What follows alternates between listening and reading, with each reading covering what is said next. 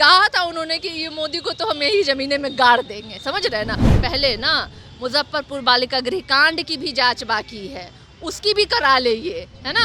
तो जांच अगर हो रहा है तो स्वच्छ रूप से सभी की जांच करें। हम तो स्वागत करते हैं ऐसे जांचों का। खास करके उन विभागों की जांच जरूर होनी चाहिए जिसके मंत्री स्वयं हमारे बिहार के मुख्यमंत्री माननीय नीतीश कुमार जी हैं। देश के संसाधनों को जिन्होंने बेच दिया, पूरी देश की संपत्ति को जो अडानी अंबानी और चुनिंदा कुछ पूंजीपतियों के हाथों में सौंप दिया, पूरे देश में जिन्होंने महंगाई व्याप्त कर दी, बेरोजगारी चरम सीमा पे बढ़ा दी, वो लुटेरे नौकरी देने वाले लोगों को अगर लुटेरा कह रहे हैं तो भाई। इन दिनों बिहार के पूर्व उप मुख्यमंत्री तेजस्वी यादव दौरे पर है।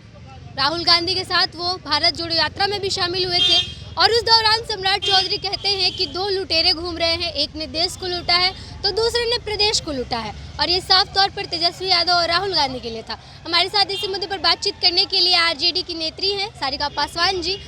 लुटेरे घूम रहे हैं आजकल देश में, कह रहे हैं सम्राट चौधरी। देश के संसाधनों को जिन्होंने बेच दिया, पूरी देश की संपत्ति को जो अडानी अंबानी और चुनिंदा कुछ पूंजीपतियों के हाथों में सौंप दिया, पूरे देश में जिन्होंने महंगाई व्याप्त कर दी, बेरोजगारी चरम सीमा पे बढ़ा दी, वो लुटेरे नौकरी देने वाले लोगों को अगर लुटेरा कह रहे हैं तो भाई समझ लीजिए क्या है। वैसे देखिए, सम्राट चौधरी के पिताजी ने एक प्रण लिया था, मैं फिर से याद दिलाना चाहूँगी। कहा था उन्होंने कि ये मोदी को तो हम यही ज़मीने में गाड़ देंगे, समझ रहे हैं ना। कुछ तो होगी बात, जब भी उन्होंने ये बात कहा था। और देखिए, सम्राट चौधरी की कोई विचारधारा है नहीं।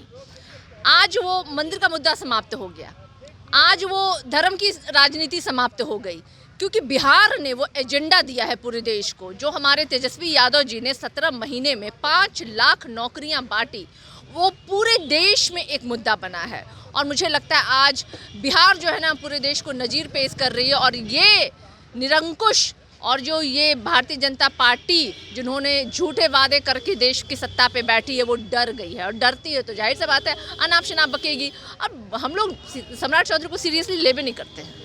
अच्छा, कह रहे हैं कि आप जिस नौकरी की बात कर रहे हैं तेजस्वी यादव, वो नौकरी अगर तेजस्वी यादव दी होते तो अब तो नहीं निकलता ना वैकेंसी, अभी भी तो निकल रहा है। अब देखिए, कितने जुमे 4 दिन आए हुए हैं उनको। वो बजट में जो बैठ के बजट नहीं पढ़ पा रहे थे ना ठीक से, वो बजट हम ही लोगों ने बनाया था, हमारी ही सरकार ने वो बजट बनाई थी। तो और आपने देखा कि कैसे टूट टूट के वो बजट पढ़ रहे थे। तो देखिए, वो क्या बोलते हैं नहीं बोलते हैं, ये बिहार की जनता के समक्ष है जो हुई है। और बिहार की जनता, और आप अभी घूमिए जा करके, जिस क्षेत्रों में आप घूमेंगी ना तो आपको पता चलेगा कि लोग कह रहे हैं, हर जबान पे एक ही नाम है कि हमें तो मुख्यमंत्री तेजस्वी यादव ही चाहिए, क्योंकि ये वही आदमी है जिन्होंने जो वादा कहा था, उन्होंने वो अपने वादों को पूरा किया। अच्छा, जब ये नौकरी बांटी जा रही थी तो किसी भी तरीके से मुख्यमंत्री ने क्रेडिट नहीं देने की कोशिश की तेजस्वी यादव को, और अब तेजस्वी यादव खुद घूम घूम करके ये बोल रहे हैं कि हमने ये काम किया महागठबंधन की सरकार में। देखिए, तो बता पाएंगे जनता को? देखिए, 17 महीने में जिस तरीके से, और उन विभागों से ही वैकेंसीज आई है जो विभाग हमारे पास थे। सबसे महत्वपूर्ण बात है ये है। और हमारी उद्देश्य सिर्फ और सिर्फ यही थी कि बिहार के लोगों को नौकरी मिले, रोजगार मिले। और उस उद्देश्य को पूर्ति करने के लिए तेजस्वी यादव जी ने बहुत त्याग किया और बहुत कोऑर्डिनेशन के साथ, उनकी बस यही मनसा थी, यही भावना थी, यही उनका एक प्रण था कि हमारे बिहार वासियों को रोजगार मिले। और वो उसमें सफलता भी उनको हासिल हुई। और क्रेडिट लेना और नहीं लेना, हम तो क्रेडिट लेने और देने के लिए हमने नहीं ये काम किया। ये हमारा एकदम जो कहते हैं शुद्ध भाव से हमारे बिहार वासियों के लिए काम करने की इच्छा थी, और उसी इच्छा को उन्होंने पूरा किया। अच्छा, एक और आजकल ट्रेंडिंग मुद्दा चल रहा है बिहार में कि मंत्री जो आपके थे और जो विभाग उनके पास थे, उन पर जांच बिठाई जाएगी और उनके एक एक विभाग की जांच की जाएगी। बहुत बढ़िया, बहुत आभार।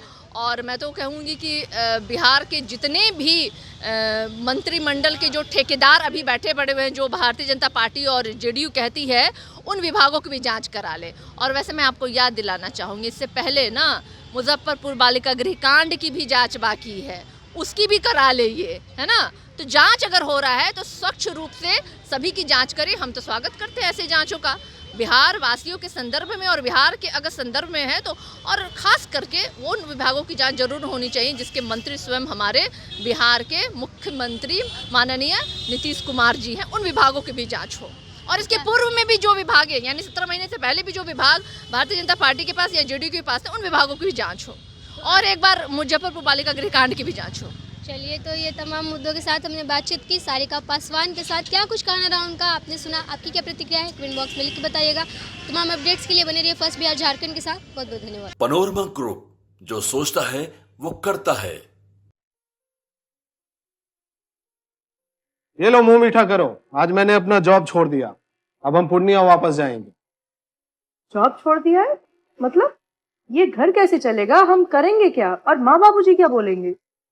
इसलिए मैं एक और मिठाई का डब्बा लाया, अपने बिजनेस के लिए लोन अप्रूव हो गया। अरे लोन अप्रूव हो गया वो तो ठीक है, लेकिन पूर्णिया में हम रहेंगे कहाँ? अपना घर भी तो नहीं है वहाँ। इसलिए तो एक और मिठाई का डब्बा अलग से लाया हूँ। हमने पूर्णिया में घर ले लिया है, पूर्णिया के ई होम्स पैनोरमा में। पूर्णिया में पैनोरमा ग्रुप लेकर आए हैं ई होम्स पैनोरमा। बड़ा घर, आलीशान जिंदगी और अत्याधुनिक सुविधाओं के संग। अरे अरे, अब क्यों मुंह मीठा करवा रही हो? क्योंकि हम घर वापसी जो कर रहे हैं। घर वापसी की खुशी पूर्णिया में ई होम्स पैनोरमा के संग। ई Homes Panorama, luxurious lifestyle redefined.